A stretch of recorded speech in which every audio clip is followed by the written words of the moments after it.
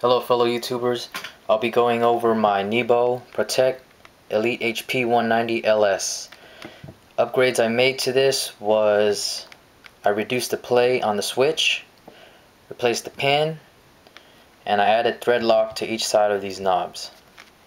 Tools I used: pin remover, Phillips screwdriver, small hammer, and thread lock, high strength. Got that from AutoZone or Kragen for about $3. One thing that I did buy, that I also had to buy, was the pin.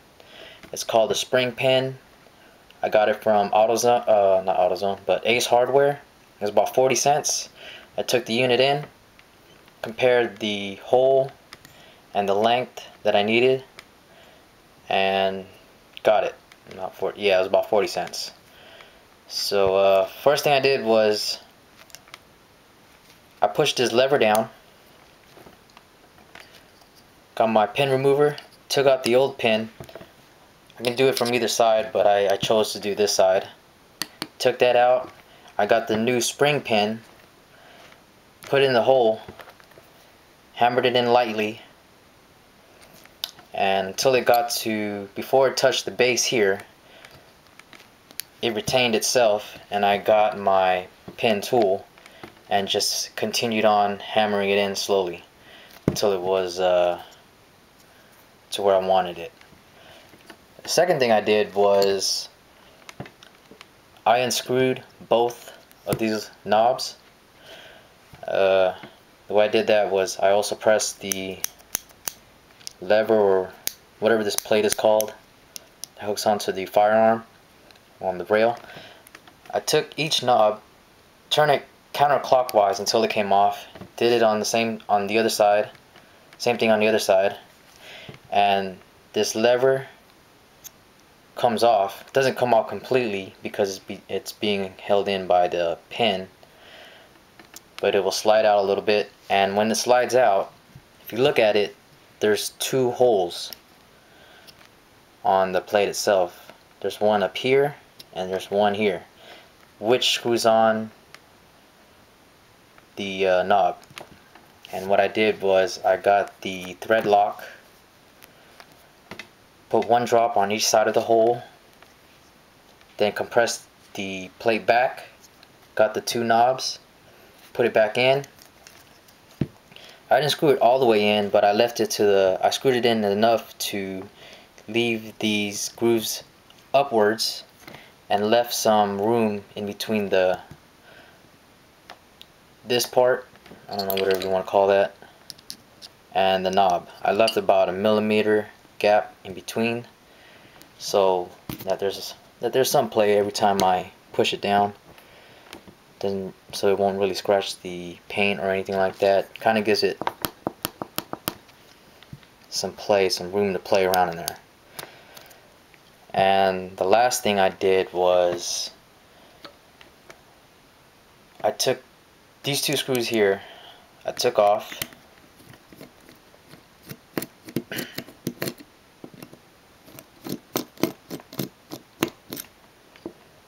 the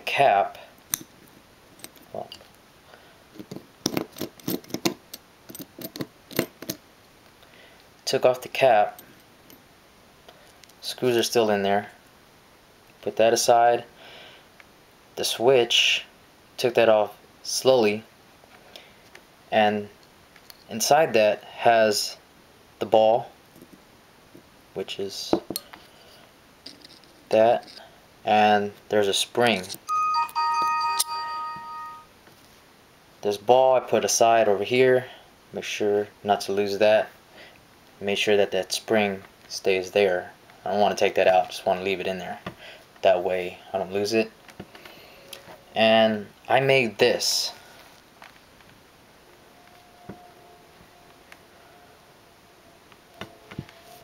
It's in the shape of the switch, of the inside of the switch. So from there, it would be the inside here.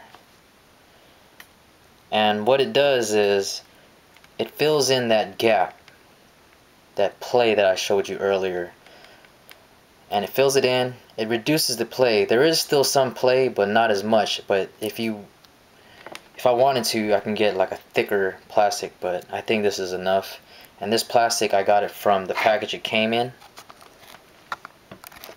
I took a small piece out, cut it out here,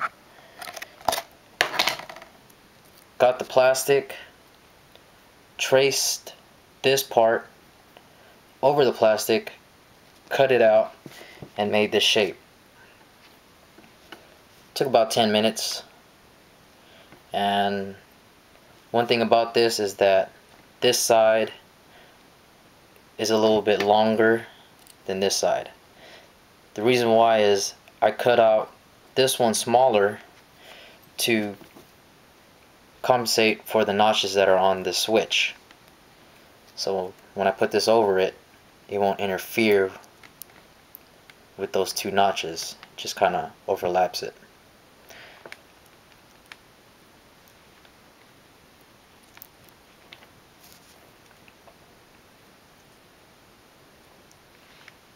So once I've got that, I put my thumb over the hole here where the spring is, got the ball, dropped it in, got my pin tool to just balance the ball on the spring. Gotta have it up at the pointing up and balance it on there. There, that's balanced. Got the switch, made sure that the notches matches up with this. Notches go where the ball and spring is. It's easier to put the switch on first, then the plastic thingamajig I made goes this side. So you have one side here, one side here. You'll go here.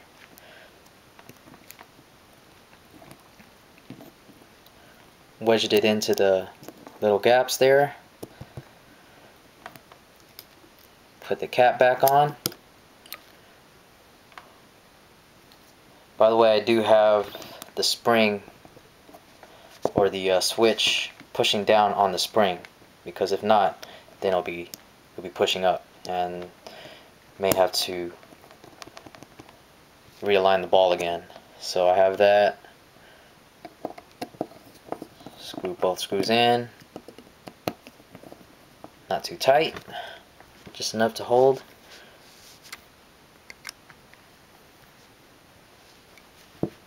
And there you go. So now I have a new pin that won't slide out.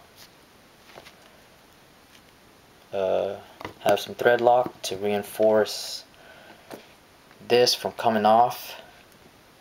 Some high strength, I mean, that stuff is pretty, it shouldn't come off, it's pretty strong. On cars it's really hard to unscrew. Like, you gotta have a tool, a real maybe like a power tool or something to really get it off. And now the play on the switch has been reduced. Still a little bit, but yeah, it's better than before. And yeah, got it at Big 5 for 60 bucks. It was on sale. Seen a lot of reviews, weren't too good, so I decided, my curiosity, it sparked my curiosity, so I went out and bought it. And some of the reviews were right about it, but I think with these upgrades I made to it, it should fix those problems. But overall, for 60 bucks, can't really beat that. The laser, light, strobe.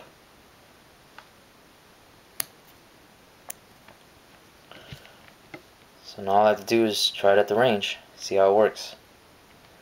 Any comments, questions, feel free.